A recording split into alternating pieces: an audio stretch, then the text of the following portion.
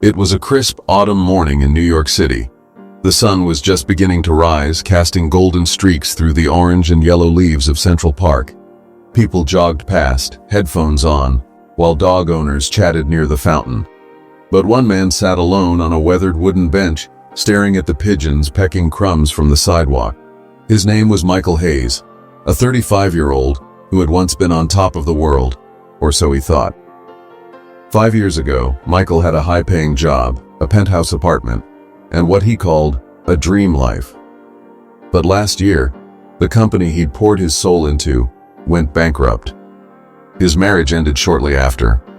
And now, he was left with nothing but a small suitcase, a few dollars, and a heart full of regret. As Michael sat there, a voice broke his train of thought. "Rough morning, huh?"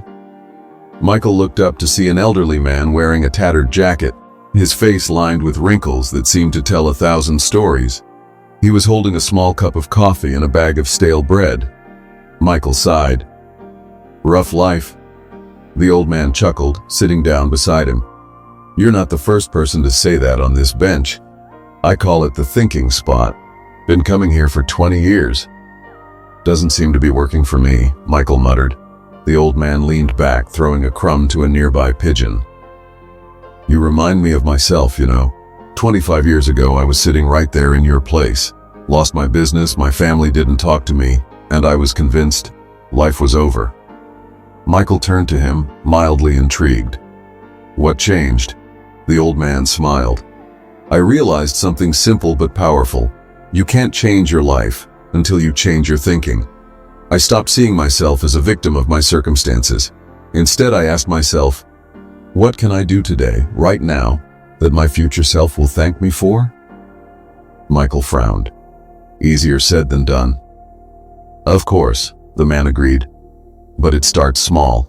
That day, I decided to sell some old tools I had lying around. It wasn't much, but it gave me hope. From there, I worked odd jobs, saved every penny, and eventually started a little repair business. 10 years later, I owned a hardware store. And today?" He grinned. "I have 4 grandkids who think I'm the richest man alive, not because of money, but because I never gave up on myself." Michael stared at the ground, his mind racing. "Change your thinking." "Exactly," the man said, standing up.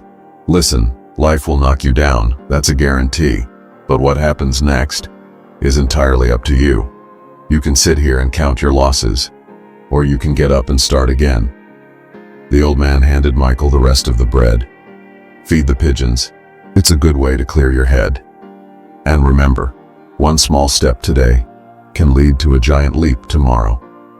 With that, the man walked away, leaving Michael alone with his thoughts. For the first time in months, Michael felt something stir inside him. Not hope exactly, but the faintest flicker of possibility.